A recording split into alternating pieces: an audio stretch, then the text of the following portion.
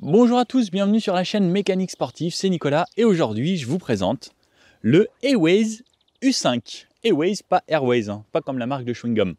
Bon, on va comme d'habitude faire un tour complet de la voiture, le détailler, essayer pendant ce petit road trip.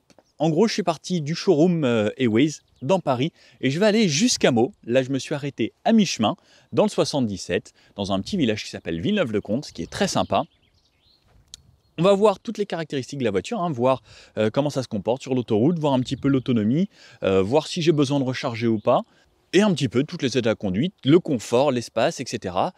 Un essai détaillé. Bref, c'est parti, on commence par l'extérieur. Bon, sur l'extérieur, je vais déjà vous donner les dimensions de la voiture. On est sur une voiture qui fait 4,68 m de long sur 1,86 m de large, donc de bonnes dimensions, et 1,70 m de haut. Donc une sorte de beau SUV, ça fait à peu près la taille d'un 3008, voire un petit peu plus gros. C'est assez spacieux, même on va voir à l'intérieur qu'il y a pas mal de place. On a une voiture assez grosse, il faut s'y faire, surtout pour se garer. C'est en essayant de me garer que je me suis dit, ah ouais, on a quand même une voiture assez large. Par rapport au poids, donc c'est une version 100% électrique, on est sur une voiture qui fait 1750 kg. Ça va, pour une voiture 100% électrique, il y a beaucoup plus lourd que ça, surtout quand c'est des gros bébés de cette taille-là. Par rapport au prix, on va parler de prix tout de suite, 39 000 € ou 42 000 € dans cette version premium chez Airways. Ce qui est très bien, c'est qu'on a que deux options, deux finitions. On a soit celle-ci, soit celle d'en dessous. Franchement, c'est top, il n'y a pas de grosse différence de prix.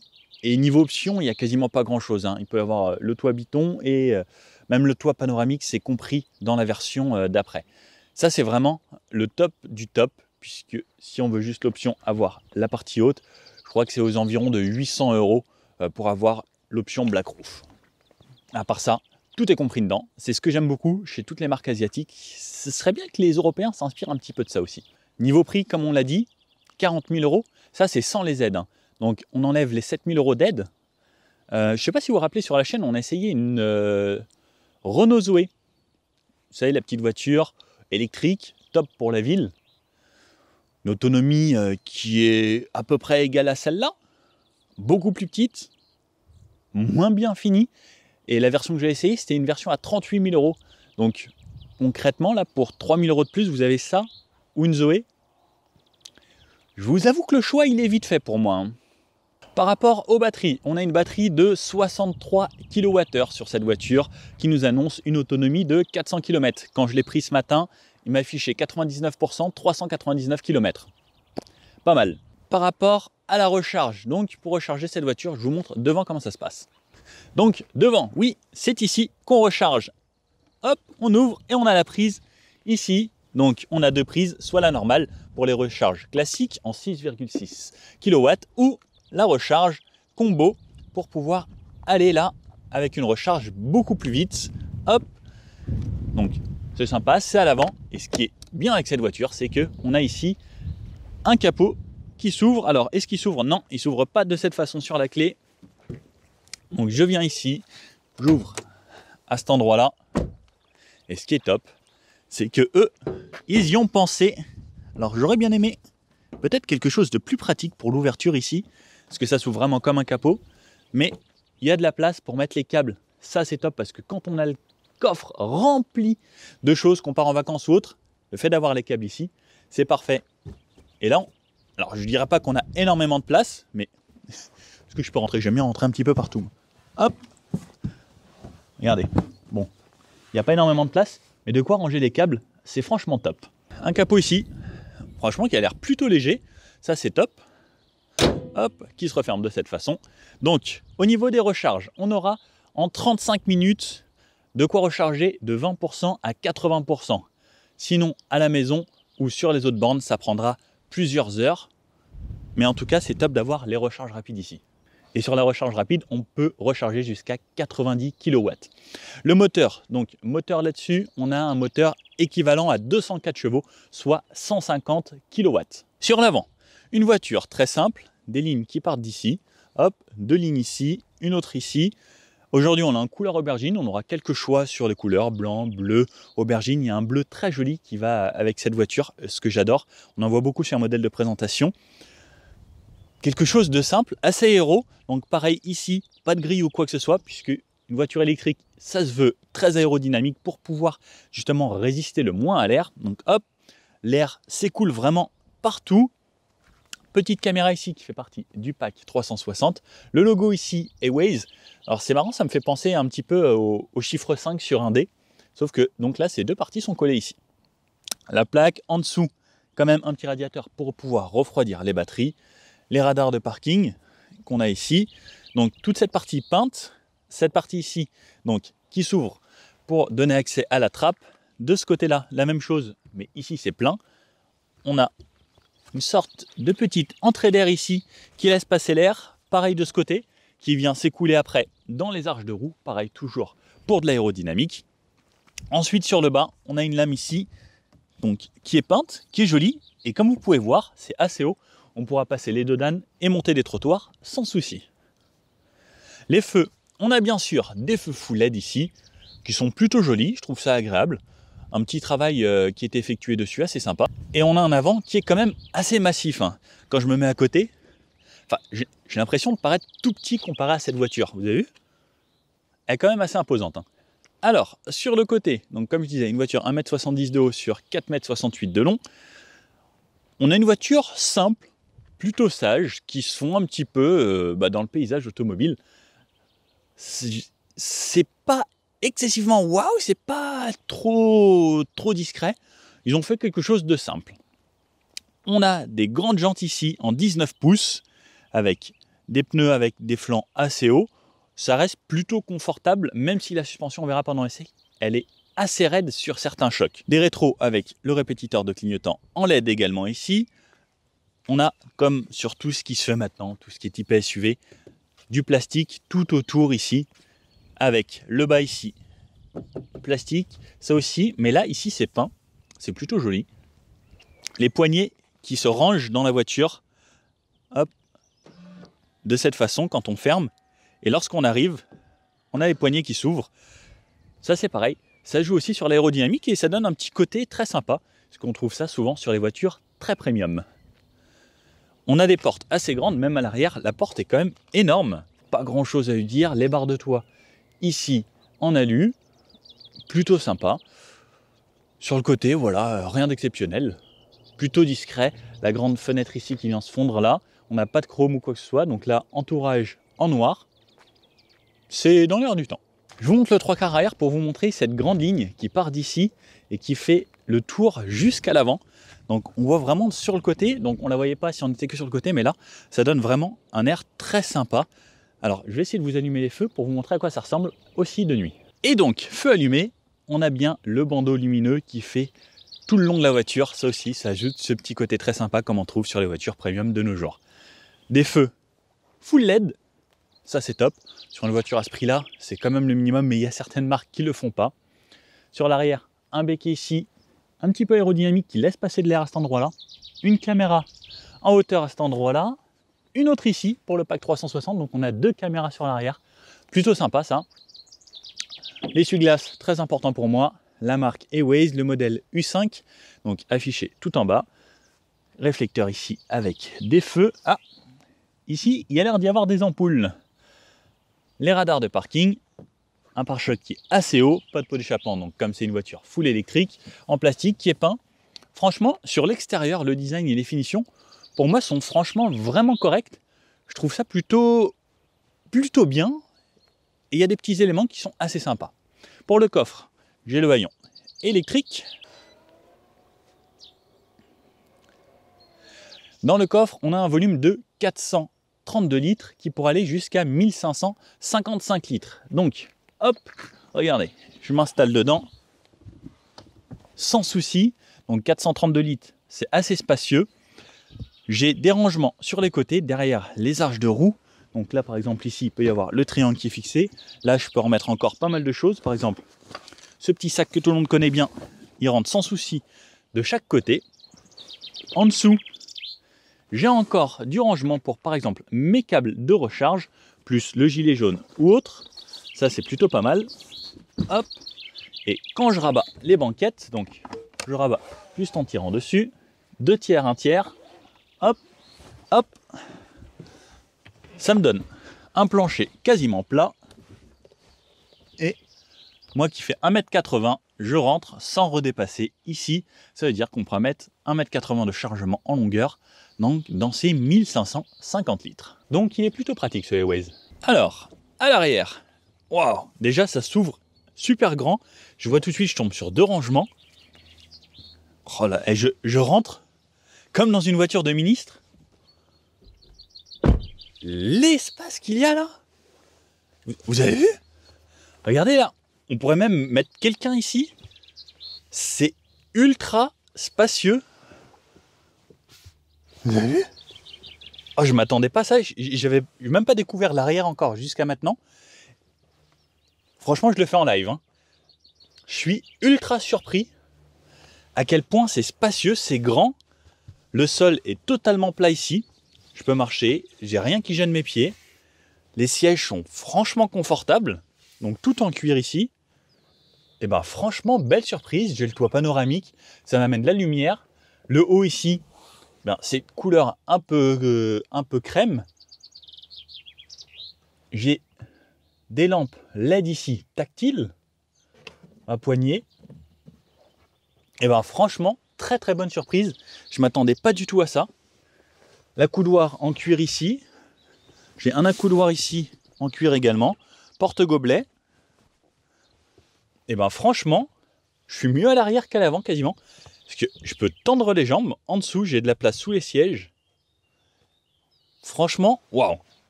Là, si vous voulez transporter les gens, je pense que même si vous êtes VTC, les gens seraient vraiment très surpris à l'arrière. Sur le côté, les finitions, donc une sorte de finition cuir ici, du plastique. La poignée, hop, à cet endroit-là, les petites enceintes. Franchement, les enceintes, ils ont fait un bel effort là-dessus. Ils ont fait ça assez joli. On dirait presque ce qui se fait chez Mercedes avec les Burmester. C'est pas du Burmester. Ils se sont un petit peu inspirés de ça. Du cuir ici, du cuir là. Une belle poignée avec la fine bande LED qui s'affiche ici de nuit. En dessous, encore du cuir. Une enceinte un peu plus bas encore. Un rangement, un autre rangement au niveau du siège. Les sièges, donc, on ne peut pas les avancer. La place du milieu, franchement, l'espace qu'il y a au milieu, et ben franchement, même ici, regardez, pour mes pieds, pas de tunnel central, mon 45 passe sans problème. Je pourrais même aller faire du 48-49. J'ai de la place. Alors ça me maintient bien puisqu'on a 2 sièges vraiment individuels sur les côtés qui remontent bien. Et quand je suis là, alors je suis pas très large des fesses, mais je suis bien calé. L'accoudoir un peu dur. Bon, c'est pas plus gênant que ça. J'ai connu plus ferme que ça. La tête, bah, comme sur les côtés, je touche pas du tout. J'ai de la place. Oh, je suis bien. Franchement, je m'attendais pas à ça. Bonne surprise en tout cas à l'arrière. On a les fixations Isofix sur les côtés. Donc 3 ceintures. La ceinture, elle est dans la banquette. Bonne chose. Franchement, je suis bluffé. Derrière, on a le petit logo Airways sur une petite plaque qui ressemble à du métal. Des filets, ça en plastique pour les enfants. S'ils frottent dessus les pieds, ce sera plus facile à nettoyer. J'ai une aération ici, alors qui est fun. C'est quand on appuie dessus qu'elle s'active. Un petit rangement ici avec une prise USB pour recharger vos équipements. Sur l'avant du véhicule, pareil, la porte s'ouvre assez grand. Je peux monter facilement. Et quand je m'installe, hop, pareil, j'ai l'impression d'être dans une très grande voiture. Je me sens bien, c'est large, c'est spacieux. Le volant tombe bien, j'ai des écrans un peu partout. Et regardez, donc quand je suis là, ma position de conduite, là je me suis mis vraiment en mode relax. Et ben je suis franchement bien installé.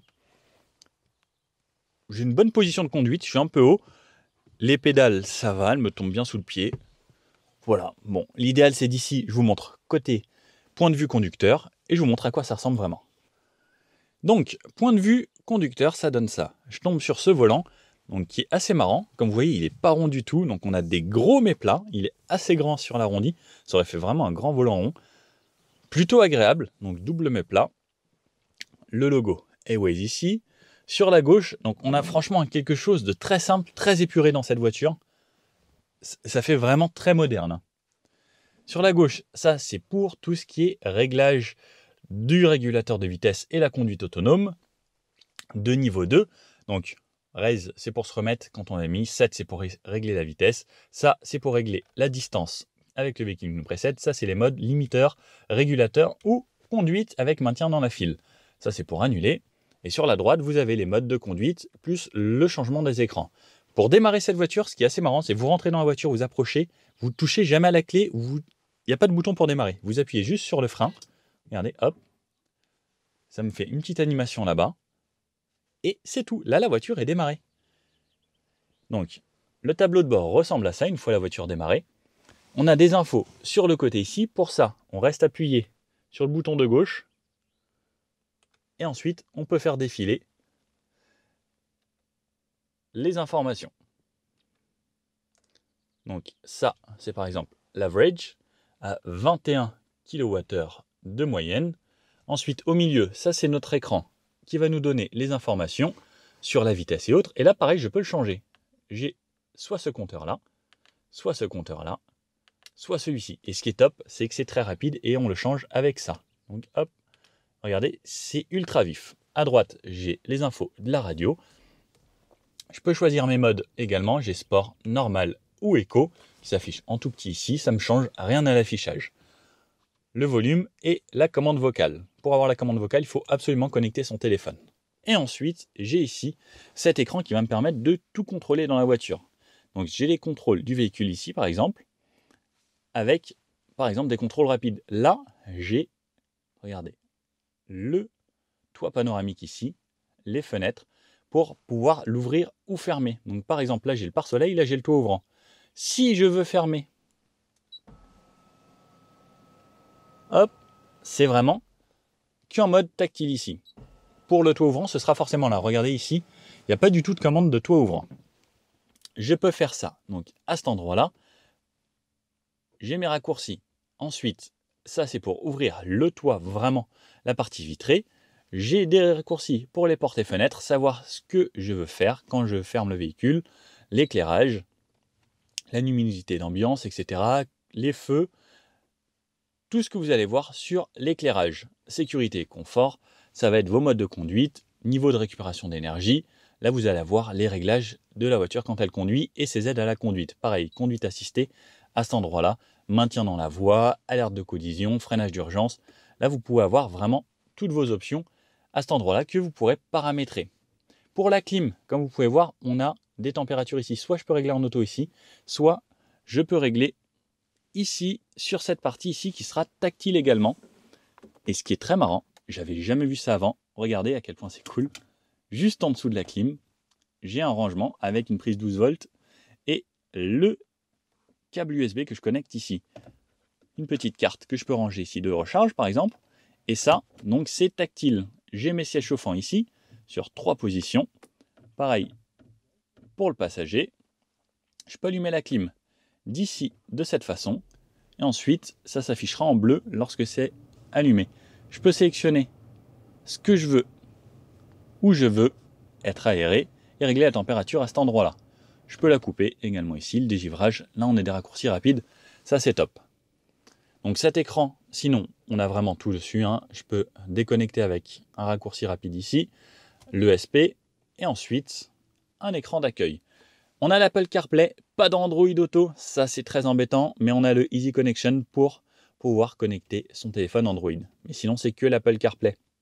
Dommage pour un truc chinois. Ensuite, en dessous, donc, on a dit le bloc ici pour la clim. Là, le sélecteur de vitesse ou de rapport. Donc, pied sur le frein. Là, parking comme ça. Drive, je tourne à droite. Neutre, je reviens au milieu. Reculer, je recule comme ça. Et en reculant, regardez, caméra 360. Donc, vue comme si on était vue aérienne au-dessus. Et la vue en marche arrière. Et quand je repasse en marche avant, ça me met la caméra frontale. Je peux également choisir mes vues de cette façon. Regardez le grand angle panorama de cette façon. Ou à l'avant, pareil, un très grand angle. Ou juste à l'arrière, de cette façon. Franchement, les caméras sont de très bonne qualité. Je trouve ça vraiment très agréable. Et regardez, la vue là, j'ai l'impression d'être à la télé, quoi. Ensuite, en dessous, on a le frein de parking qui se sert automatiquement lorsqu'on se met en parking. Le parking automatique, alors j'ai essayé, je vous avoue, j'ai eu du mal, j'ai pas réussi à l'utiliser.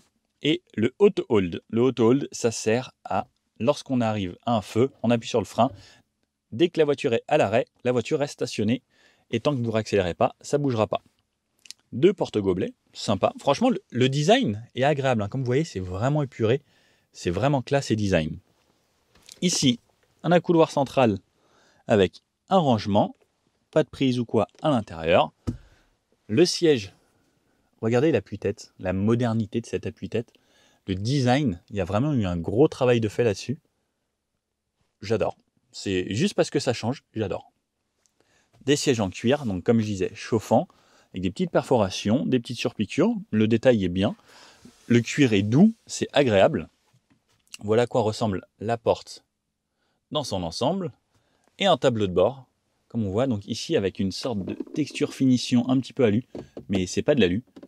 C'est plutôt joli. Des aérateurs là-bas de l'autre côté. On a un petit peu d'air qui sort là. Et l'aérateur conducteur de ce côté ici. Là, on trouvera une petite caméra. Alors, ça fait très bizarre au début. Mais une petite caméra qui va vous surveiller, savoir si vous endormissez ou autre. Les rétros, on a une bonne vue dans les rétros.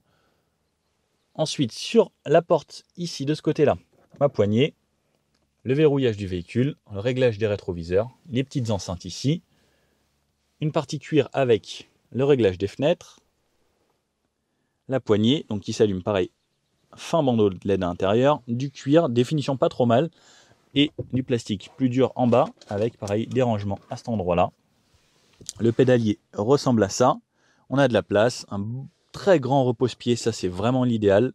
Sur le haut, le rétroviseur borderless. Merci, bravo Airways. Donc là, une petite caméra. Alors je sais pas trop à quoi elle sert celle-ci. Les touches tactiles pour les lumières. Donc on a cet éclairage de cette façon. Je peux rallumer celle-ci. Le design est joli. Ils ont vraiment misé énormément sur le design. Je trouve ça top. Le bouton SOS et là maintenant c'est Waze. Les pare-soleil, assez grand. Une lumière LED, gros plus. Bravo d'avoir fait cet effort. Et le grand toit panoramique. Regardez, il est gigantesque. Et la vue sur les places arrière ressemble à ça. Et regardez, hein, les passagers à l'arrière sont loin parce qu'il y a tellement d'espace. C'est hallucinant. Ah, j'ai oublié de vous parler donc, de cet endroit où on a un filet. Puisque dans cette voiture, on n'a pas de boîte à gants à proprement parler. Regardez ici. Pas de boîte à gants, on a énormément d'espace pour le passager. Mais ici, il va y avoir des options qu'on pourra ajouter, qu'on pourra venir clipser. Donc soit ce sera un panier, soit une boîte à gants, soit une boîte. Donc ça, ce sera en option et ça va bientôt arriver. C'est plutôt original. Bon, je pense que maintenant, le plus important, ça va être d'aller l'essayer et voir comment il se comporte. Bon alors, bienvenue dans ce Airways U5. Donc le but, c'était pour cet essai de partir de Paris, aller jusqu'à Meaux, faire un petit peu tout comme type de route, de l'autoroute, de la nationale, de la départementale, des petites routes. Donc on va commencer par un petit peu de village et on va faire un petit peu de tout, hein, donc de la ville, l'autoroute et autres. Première chose, donc on n'a pas Android Auto, moi j'ai un téléphone Android, je peux pas mettre Google Maps et quand je veux mettre Google Maps, j'ai installé la connexion, ça marche pas. Ça me dit que Google Maps n'est pas autorisé sur cette voiture. Bon, et j'ai cherché la navigation, j'ai pas trouvé de navigation sans le téléphone. Le meilleur truc que j'ai trouvé, c'est de mettre Google Maps en petit, donc sur mon écran, et ça me l'affiche en tout petit ici. Bon, je vais faire avec. Sinon, il faut un Apple CarPlay. Je n'ai pas d'Apple CarPlay. Bon. Pour démarrer cette voiture, alors c'est très fun, donc pareil, quand on s'approche de la voiture, elle s'ouvre automatiquement, quand on s'en va, elle se ferme. Pour démarrer, on touche jamais la clé est dans la poche. Je touche le frein, ça me démarre la voiture. J'ai l'animation Airways sur le fond d'écran. Et là, c'est parti. En gros, il ne me reste plus qu'à me mettre en drive. Et voilà, il n'y a plus qu'à rouler. Donc hop, clignotant. J'ai le auto hold. J'aime bien avoir le auto hold. Hop, et dès que je vais me mettre à rouler, vous entendez le bruit. J'ai vu mes poignées dans les rétros qui se sont toutes rabattues à partir du moment où je commence à rouler. Hop, ça se referme. Et premier tour de roue. C'est calme, c'est électrique. On entend le petit de l'électrique. Un Dodan, on ralentit pas trop. Ça va. Comme la voiture est assez large, les petits comme ça, c'est pas trop gênant. Je vais essayer vraiment bien de passer dessus. Ah, ça secoue un peu quand même. Bon, sinon, le côté électrique, donc pareil, les sièges, j'ai les positions électriques, je peux régler mon siège comme je veux. Le volant réglable en hauteur et en profondeur. La direction, on peut choisir 3 modes aussi pour la dureté de la direction. C'est plutôt bien d'avoir ça sur ce genre de voiture. Hop, pareil là, ça secoue un peu, ça va. En fait, il y a une sorte de début progressif, mais qui reste assez ferme en même temps. Alors, j'ai pas trouvé la conduite à une pédale où ça régénère vraiment beaucoup lorsque je vais relâcher la pédale d'accélérateur. Ça ralentit seulement quand je freine. Donc, il y a une petite récupération, donc ça se met pas vraiment en roue libre. Ça met un petit temps et hop, ça se met à récupérer un petit peu. Niveau accélération, donc on a 204 chevaux, l'équivalent de 204 chevaux avec cette voiture, ce qui est franchement correct. On n'a vraiment pas besoin de plus. Et si j'accélère, là je suis en mode éco, ça relancera aussi bien qu'une voiture normale. Et là pourtant je suis avec le mode éco. Avec le mode sport, ça commence à devenir un petit peu assez excitant sur les phases d'accélération. Donc par exemple, hop, là on ralentit un petit peu, je vais changer de mode. Par exemple là je suis passé en mode sport, regardez. Et ça patine un petit peu même, dès que vous êtes un petit peu en appui, la roue intérieure, ça patine. Hop, gros dodane.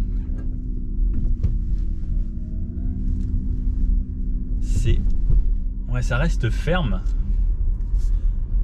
C'est assez spécial. On sent qu'on a une suspension pas mauvaise, mais ça manque d'un petit quelque chose pour que ce soit top. Niveau hop, virage, donc la voiture, regardez, elle prend quasiment pas de roulis. Ça c'est top aussi. Ça veut dire que normalement il devrait avoir une tenue de route pas si mauvaise que ça. Donc hop, je sors du petit village. Et là on est sur des routes un peu dégradées. Donc j'ai toutes les aides à la conduite. Je vais me régler mon régulateur à 70.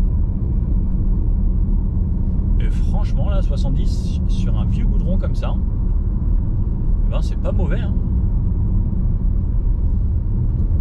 De freinage, j'ai une pédale progressive. On sent qu'on a du mordant quand même si on appuie assez fort. On va essayer, donc là on a un grand rond-point, on va essayer la tenue de route. Franchement comme je disais, la voiture elle prend pas beaucoup de roulis, quasiment pas. C'est franchement bien hein. Et si je réaccélère assez fort, non franchement elle tient bien la route. Franchement je suis plutôt bluffé là-dessus. Ça a l'air plutôt bien. On a les pneus qui crissent un petit peu parce qu'au bout d'un moment il y a quand même du poids. Bah franchement bonne surprise. Je me remets mon régulateur. Donc j'ai toutes les aides à la conduite là-dessus. J'ai l'assistance de niveau 2. Hop. Donc ça veut dire maintien dans les lignes. Ça veut dire régulateur adaptatif. La voiture se débrouille pas trop mal. Franchement, j'ai pas grand chose à lui dire. Donc là il va plus y avoir de ligne par exemple.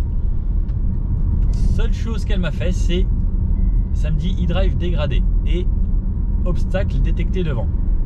Alors il y a rarement des obstacles, mais des fois elle me trouve des obstacles, je sais pas pourquoi. Sinon ça marche quand même. Même quand elle me dit obstacle devant, elle continue comme s'il se passait rien, c'est juste pour me prévenir, attention. Donc là à 70, bah, par rapport à l'extérieur, là il n'y a personne autour de moi, c'est plutôt confortable. J'ai le bruit du moteur électrique, j'entends une sorte de petit sifflement électrique. Et j'avoue que ça, sur les autres moteurs électriques, enfin sur les autres voitures électriques, on ne l'entend pas. Là, on garde toujours ce petit sifflement. Sinon, par rapport au bruit du vent, ça va. Quand il y a des voitures qui passent, l'insonorisation est pas folle dans cette voiture. Il faut bien réduire les coûts à certains endroits. Et regarde par exemple, j'entends quand même assez les voitures qui passent autour de moi. Mais sinon, niveau confort du siège, moi je suis bien installé, je suis bien dans mon siège. La voiture se débrouille très bien là. ça me paraît franchement bien. On a de l'espace, on a un habitacle lumineux, on se sent bien dans cette voiture. Je vais accélérer. Si je relâche, si je passe pas grand chose, ça freine un petit peu. Ah non, ça refreine quand même un petit peu plus. Donc on a quand même une récupération. Le but avec les voitures électriques, pour préserver l'autonomie maximum, eh bien, ce sera toujours d'anticiper ce qui va se produire sur la route. Donc ralentir assez rapidement lorsqu'il y a un feu par exemple, pour ne pas avoir à réaccélérer très fort et justement anticiper tout le temps. Alors, en fait, ça fonctionne comme ça. Donc si je relâche bien en avance, ça va progressivement aller vers un freinage régénératif de plus en plus puissant. Donc ça va pas d'un coup, ça va progressivement y aller. Ouais, il faut s'y faire. Alors là on est sur une petite route où il n'y a personne, on va voir l'accélération. Hop. Franchement ça relance bien. Et je suis déjà à 80. Niveau accélération, les voitures électriques c'est toujours surprenant. Ce que j'aime bien c'est que c'est très coupleux et c'est instantané. Il suffit d'appuyer sur la pédale d'accélérateur et ça relance. Alors, je vous avoue que celle-là, elle met un poil plus de temps que ses concurrentes lorsqu'on appuie sur la pédale. Il y a un petit délai. Alors, c'est bien d'un côté puisque ça évite de vous mettre des gros à-coups. Elle va prendre le temps de s'élancer et en fait, ça fait une courbe comme ça. Alors que les autres, c'est instantané comme ça. Là, ça y va. C'est pas plus mal. Donc là, j'étais en mode sport. Je vais me remettre en mode éco. Et en mode éco, ah oui, c'est tout de suite autre chose. Même si vous mettez le pied quasiment à fond de pédale, ça va y aller vraiment tranquillement. Et là, la courbe, elle va être vraiment comme ça. Donc le mode éco, moi, c'est ce que je conseille pour tous les jours, pour préserver le maximum de batterie.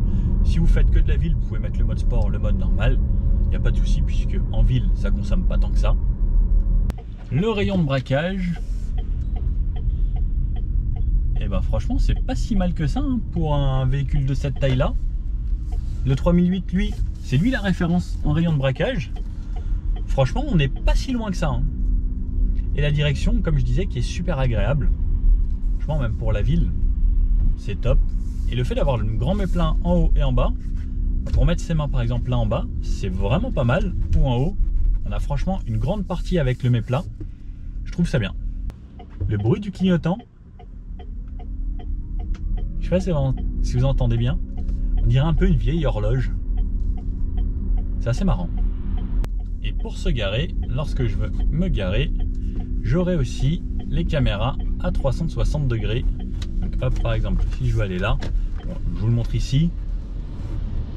Et quand je vais passer la marche arrière, j'aurai mes caméras 360 degrés et qui sont franchement de bonne qualité. Et je peux voir vraiment tout ce qui se passe autour de moi. J'ai de cette façon, comme ça, l'avant. Franchement, ça c'est top. Je suis vraiment content qu'ils aient mis de bonne qualité de caméra. Parce que bon, les Chinois, c'est eux qui fabriquent tout ça. Heureusement qu'ils nous ont mis de la bonne qualité. Et franchement, c'est bien mieux que même des voitures très chères françaises ou européennes. Il y a le stationnement automatique également.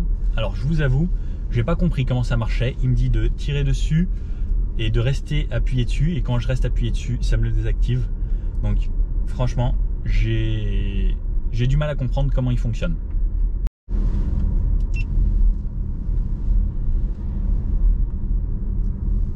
Alors dans les trucs pas très malins aussi, ils ont mis le câble USB à cet endroit là. Et quand je veux refermer pour mettre la clim, bah je peux pas. Pourquoi avoir fait ça? Le câble USB sort là. Si je le mets sur le côté, ouais, ça passe sur le côté. Mais il faut pas avoir un câble avec l'embout trop long. Et ensuite mon téléphone, qu'est-ce que j'en fais? J'ai aucun endroit où le mettre. Bah, ça rentre pas dans les porte-gobelets. Ça rentre pas là. Là c'est trop lisse. Bah, je sais pas trop quoi en faire. C'est assez embêtant. Donc là je vais le mettre là. Mais il y a des bonnes choses. Mais sérieusement mon téléphone, qu'est-ce que j'en fais? J'ai aucun endroit où le poser. Et si j'ai le câble USB branché là, bah, sinon il faut que je le mette là. Mais là c'est pareil. il n'y a pas de place pour que ça laisse passer le fil. Donc c'est dommage. Bon allez, là on va aller un petit peu plus vite.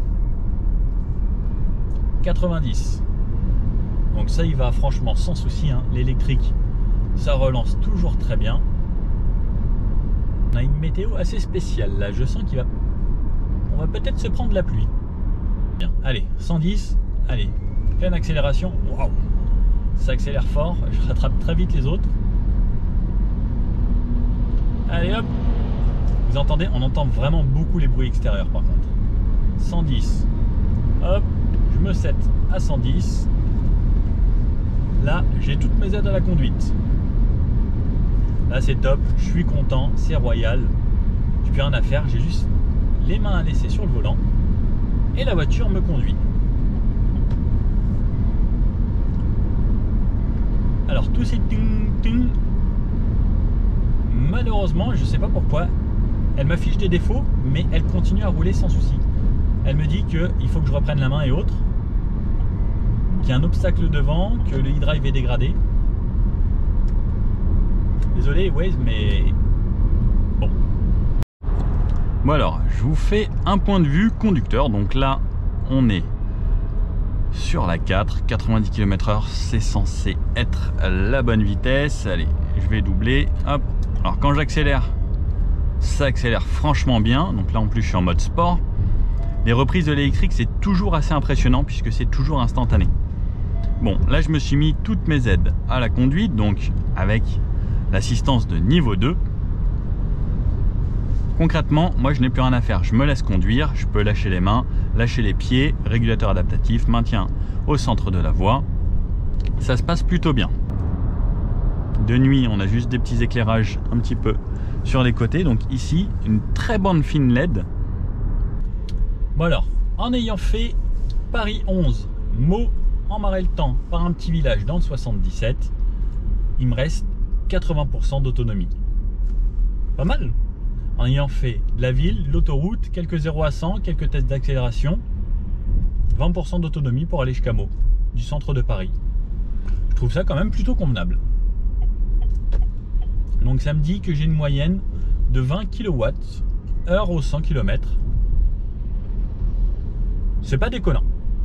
Pour ce genre de bébé, avec un petit peu d'autoroute, de la nationale, de la départementale, ça me paraît convenable. Surtout qu'il y avait quand même pas mal de routes à 90-110, ça me paraît bien. Une chose à laquelle j'ai pas pensé, mais comme je vois que là il va bientôt pleuvoir, c'est les essuie-glaces, je les vois pas. Ils sont bien rangés en dessous du pare-brise. Et ça c'est un petit détail, mais je trouve ça quand même vraiment agréable. Le fait de ne pas voir ces essuie-glaces tout le temps. Par contre, en ville, voilà. L'insonorisation, les fenêtres, elles sont pas très épaisses. On sent vraiment qu'on a des fenêtres très fines. Donc ça va alléger un petit peu le poids. Ça coûte aussi moins cher de faire ça. Par contre, voilà, dans notre environnement, on va entendre un petit peu plus ce qui se passe. Pourtant, quand on voit cette voiture, on se dit, waouh, on a un super beau cocon, on est bien. Un poil d'insonorisation en plus, ça aurait été parfait. Mais franchement, même dans ces conditions, c'est déjà très bien. Bon, une voiture électrique, c'est top pour la ville également. Donc avec le auto hold, ce qui est bien, c'est que ça me permet de relâcher totalement les pieds. Et ce qui est top en ville, c'est qu'il n'y a pas de vibration, c'est calme. Et quand je relance, c'est pareil. Ce qui est top, c'est qu'on ne consomme pas d'essence. Ouais, ça, c'est une des choses qui m'énerve le plus en ville, c'est ça, c'est qu'on consomme de l'essence à l'arrêt. Et ça m'agace, c'est vraiment quelque chose qui à chaque fois que je m'arrête, ça m'embête. Alors maintenant il y a plein de start and stop et autres. Et ce qui est bien c'est que là, tant qu'on a arrêté, ça consommera rien, juste un petit peu d'énergie. Et concrètement, en ville, la voiture, vous allez pouvoir en faire des kilomètres. Et des jours, si vous faites que de la ville, franchement l'électrique c'est fait pour vous. Si vous faites de l'extra-urbain, comme je vous dis là par exemple, un Paris-Meaux, eh bien ça m'a pris seulement 20%. On a les recharges rapides. Donc on peut vraiment faire de la route avec cette voiture aussi. Comme vous avez pu le voir, essuie-glace automatique, j'ai touché à rien. Ils se sont recachés. Moi je suis content, je les vois pas. Ils sont là quand j'en ai besoin.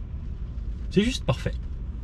Et j'adore aussi regarder l'eau tomber là sur les toits panoramiques comme ça. C'est juste tellement beau.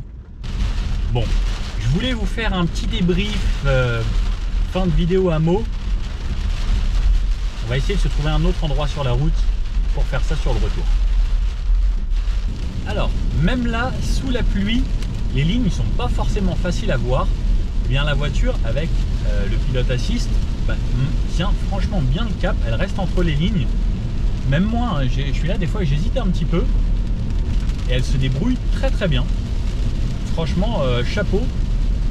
Et là, maintenant qu'il pleut, elle me dit plus qu'il y a des soucis de pilote assist ou de régulateur ou d'obstacle. C'est peut-être parce que la caméra ici, il y avait peut-être des saletés qui s'étaient mis dessus.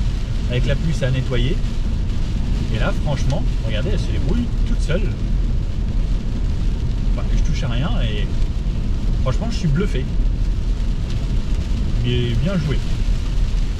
Regardez, et même sous la pluie, elle suit bien les voitures de devant, elle arrive à bien les détecter. Je lui fais 100% confiance, ça ralentit, hop, et elle va réaccélérer jusqu'à 90. Je lui remets 90 au lieu de 80. Et ça y va progressivement. Bon, comme je disais, à 110 km/h, la voiture se comporte très bien. On aimerait bien un petit peu plus d'insonorisation par rapport aux autres voitures, mais sinon ça va. Là, on va passer sur une portion à 130. Donc à 110, très peu de bruit du vent. C'est bien contenu. Peu de bruit de roulement. Franchement, ça va. Juste, voilà, au niveau des fenêtres, c'est un poil léger. Sinon, c'est franchement bien agréable. Hein. À 110, j'ai toutes mes aides à conduite et autres. Je vais me mettre donc à 130 et on va voir ce que ça donne à 130 km/h. Donc, on entend dans toutes les phases d'accélération ce petit sifflement du moteur. On a l'impression presque d'aller vers l'ultrason. Et c'est quelque chose qui reste un petit peu tout le temps. On s'y fait petit à petit. Là, je viens d'y repenser. Mais entre temps, j'avais totalement oublié, donc c'est passé. À 130, on a un petit peu plus de bruit du vent. Ce qui est normal, en plus là, avec la météo d'aujourd'hui, ça souffle un petit peu. La voiture reste confortable. J'ai franchement très peu de bruit de roulement. Donc là, elle s'adapte quand quelqu'un se met devant moi. Hop, et si même je veux relancer moi-même, pour retourner à 130, ça y va très très vite. Franchement, ça donne presque envie de faire de la route avec. Et comme je disais, on est bien installé dans cette voiture, on a de la place. Quand ça conduit tout seul, c'est top. On s'y fait bien. Moi, je trouve que c'est une bonne voiture, franchement, elle a plein de bonnes qualités. Et on va voir dans les parkings si c'est facile à manier. Hop. Alors, j'ai pas d'éclairage d'intersection. J'aime bien à chaque fois dans ce genre d'endroit calme. Ça fait toujours plaisir d'avoir une voiture qui ne fait pas de bruit du tout. Comme c'est agréable. Dans ces conditions, c'est top. Bon, la suspension reste quand même ferme, hein, comme je disais. Ça secoue un poil. Dans un tunnel, quand il fait nuit, voilà à quoi ça ressemble. Donc on a les écrans qui s'illuminent, la clim en bas. On a des LED, j'avais pas vu celle-ci avant. Au niveau ici du centre, sur les côtés, les portières, un bandeau qui fait le tour donc, du tableau de bord ici, et sur les portières à l'avant et à l'arrière. Je trouve ça quand même vraiment très sympa. Et ce que j'aime bien, c'est que c'est très discret, c'est simple, c'est très fin, ça fait classe, un peu comme le reste de cette voiture. Donc franchement, je trouve ça agréable de les avoir. C'est plutôt joli. Bon alors, qu'est-ce qu'on peut en penser de ce Airways U5? Alors, je ne savais pas du tout à quoi m'attendre. J'ai vu plein de publicités, etc. Je me suis dit, bon, c'est vraiment une voiture qu'il faut que j'essaye. Alors c'est parti. Je l'ai essayé. C'est un véhicule full électrique, 100%, marque chinoise, qui débarque en Europe, qui arrive en France. On n'en voit pas beaucoup encore pour le moment, mais ça commence à se démocratiser de plus en plus. Je pense qu'il va y en avoir quand même pas mal qui vont se vendre. Surtout, niveau tarif, c'est quand même ultra accessible. Une Zoé full option, c'est 38 000 €. Un Airways full option, c'est 42 000 €. Franchement, pour moi, je pense que le choix est très vite fait. Bon, on a un gros SUV, on a de la place, on a de volume de chargement. À l'arrière, il y a une place, mais monstre. On peut faire 2 mètres, on peut se mettre à l'arrière sans souci. Au niveau autonomie, donc là, en ayant fait un peu plus de 100 km, j'ai consommé 30% d'énergie. Plutôt pas mal. Donc, 30% pour 100 km, ça veut dire que si on fait x3, ça fera 100% quasiment. Donc 90%, on arrivera à un peu plus de 300 km. Dans les conditions qu'on a eues aujourd'hui, il y a eu de la pluie, j'ai laissé le chauffage dans des vraies conditions, un petit peu d'autoroute, quelques tests d'accélération. Donc ça veut dire qu'on fera facilement plus de 300 km. Si on fait que de l'autoroute, je pense qu'on sera aux alentours des 300, voire un petit peu moins, 130 tout le long. Donc on peut faire quand même un petit peu de distance. Avec la recharge rapide, 35 minutes, on recharge de 20 à 80%, qui permet de faire encore par exemple 200 km. C'est possible de partir en vacances avec, enfin surtout vu le volume qu'il y a à l'intérieur. Si on veut faire un aller, qu'on a 300 km par exemple, un Paris-Orléans, ça se fera sans souci. Plus loin, après voilà, il faut juste prévoir le trajet. Moi, ce que j'ai aimé, c'est les aides à la conduite, etc. Tout y est. J'ai pas aimé, donc elle m'a fait quelques petits bugs, enfin pas vraiment des bugs, mais les bip bip ça me dérangeait puisqu'elle me détectait des objets. Alors je sais pas si c'est propre à ce modèle-là, mais voilà, ça m'est arrivé aujourd'hui. Il faut être transparent. Pas d'Android Auto, ça c'est vraiment mon plus gros regret. Pas d'endroit pour poser le téléphone, très gros regret parce que sinon tout le reste à l'intérieur c'est confortable, c'est spacieux, c'est plutôt classe, c'est bien fini. Moi j'ai pas grand chose à lui reprocher vraiment, hein. Que ce soit à l'extérieur comme à l'intérieur, j'ai bien aimé. L'insonorisation, j'aurais bien aimé peut-être des fenêtres un poil plus épaisses pour avoir une meilleure insonorisation. Je pense que juste tout ça, un tout petit poil en plus pour tout, ça aurait été parfait. Voilà, n'hésitez pas à me dire vous ce que vous en pensez. Moi, j'ai trouvé que c'était un bon véhicule et je pense qu'il vaut le coup d'y réfléchir. Si vous avez ce budget, donc 40 000 euros moins les 7 000 euros d'aide de l'État, moins une prime à la reprise si vous avez une vieille voiture, ça fait encore jusqu'à, pour certaines personnes, entre 2 500 et 5 000 euros. Ça nous l'amène quasiment aux alentours des 30 000. Je pense que c'est quelque chose à réfléchir. Et j'ai aimé son petit côté ingénieux avec le coffre à l'avant pour les câbles de recharge. Voilà. C'était Nicolas, j'espère que cette vidéo vous a plu. Si vous avez des questions ou des commentaires, n'hésitez pas à le mettre. Si vous avez aimé, un petit pouce bleu comme d'habitude, ça me fait toujours plaisir. Ça m'aide moi aussi à pouvoir essayer ce genre de véhicule pour vous. Allez, à bientôt.